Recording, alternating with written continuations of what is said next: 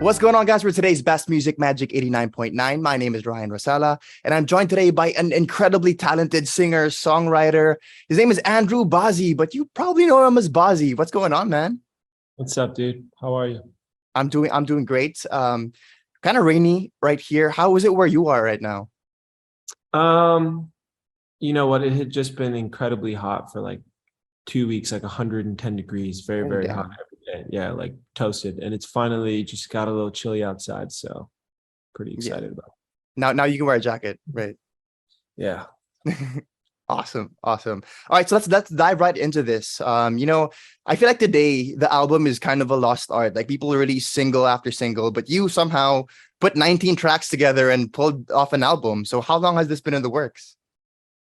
I mean, there's songs in this album that are close to 4 years old and that we Oh just at wow. the time didn't know how to make them feel the way we wanted them to feel, and that we've Right. been working on and developing over the years.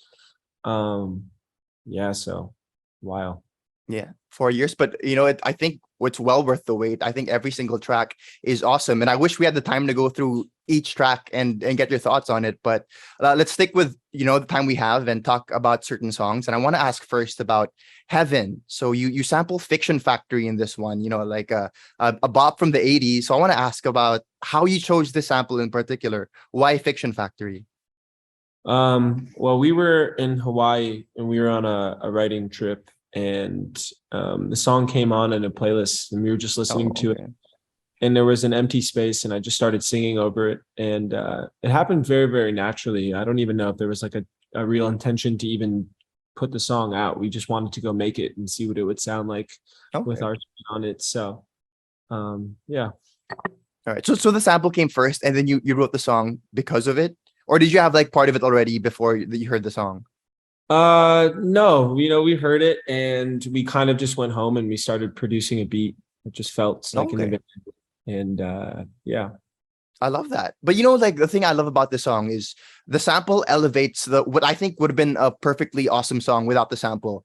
But I feel like some songs today use the sample as a way to sell the song. Like, am I making sense? Totally. Yeah. Yeah. Yeah, I think that's kind of the difference between like a sample and an interpolation, Okay. with the sample, it's kind of like uh you just like you said, you go just repurpose the part of the song that's Yeah. popular. But interpolation is more about kind of taking your own spin on it, and yeah. Right. Right. Yeah. Yeah. I think really interesting difference. But how do you feel about all the samples in pop music today? Like people are saying it's ruining pop music, but like, what are your thoughts? I don't know. I feel like if anything, samples are much more popular in like hip hop music, which I guess Yeah. today is popular Yeah. music. Influence. I don't know. I'm kind of indifferent about it. I think it's cool anytime people make music that makes you feel something or that connects with people in any sort of way. But I do think the originality of music and writing melodies and you know, chord structure doesn't have to go away. I think that's a beautiful thing. And I think we should be more focused on, creating the music that could then be sampled in 20 years, versus just Yeah. repurposing and regurgitating everything else. For sure, for sure. I feel like some of these songs in your album, 20 years from now, they'll definitely be sampled.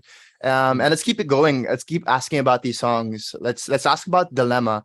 DLMA. I'm pronouncing it right. It's supposed to be Dilemma. No, Yeah. DLMA. It's just the letters. DLMA. Yeah, Oh, dilemma though. okay. Interesting. I've Yeah. never I heard. mean, that's what I thought. Like, because you sampled Heaven, I thought it was gonna be like a Nelly sample. Then I heard it, I was like, "Whoa, LANY's here!" So I want to ask about that. Like, what was it like working with LANY? How did the collaboration happen?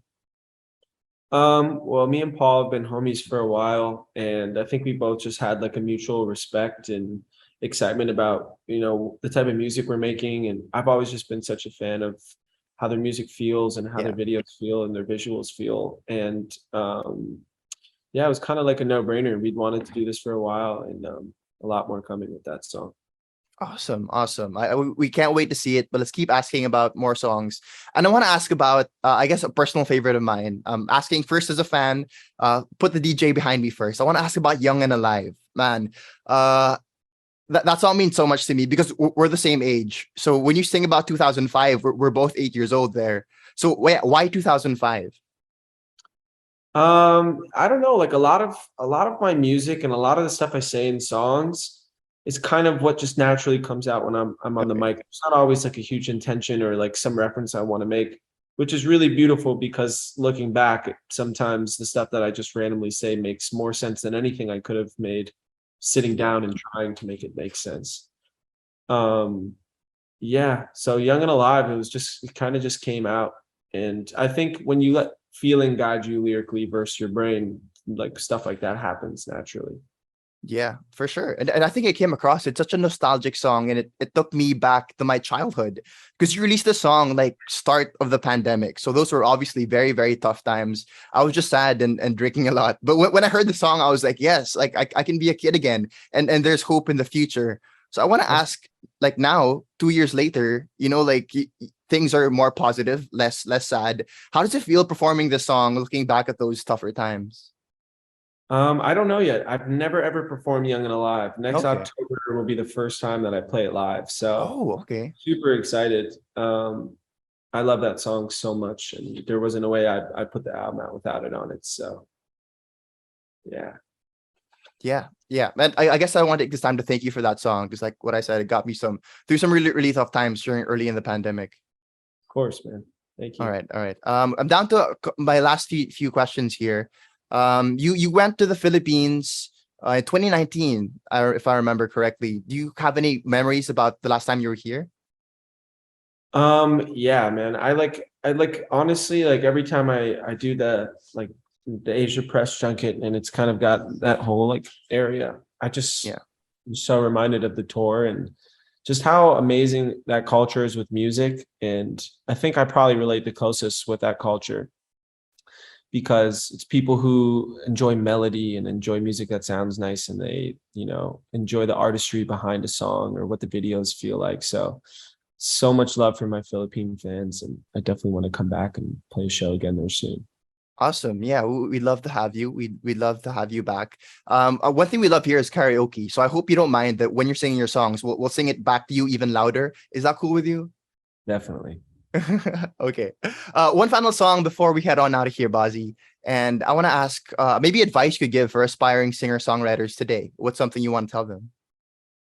I'd say from the very beginning, just do it solely for yourself. Make the music that you want to hear. Like, don't make music for the purpose of being seen or recognized. Just make music. It comes down to if you truly love it. But if you do, just make stuff that you want to hear, stuff that you believe in. And I think good things come to those with that type of mentality. I love that. That's beautiful advice, man. I think that can be used not just for music, but art in general. If you're like painting, starting like a YouTube channel or a podcast, like what you just said comes through. So thank you so much, Bazzi, for your time. Again, his album Infinite Dream is out everywhere. Listen to it, listen to all 19 songs, and fall in love with it, just like I did. So again, his name is Bazzi. My name's Ryan, and we're today's best music, Magic 89.9.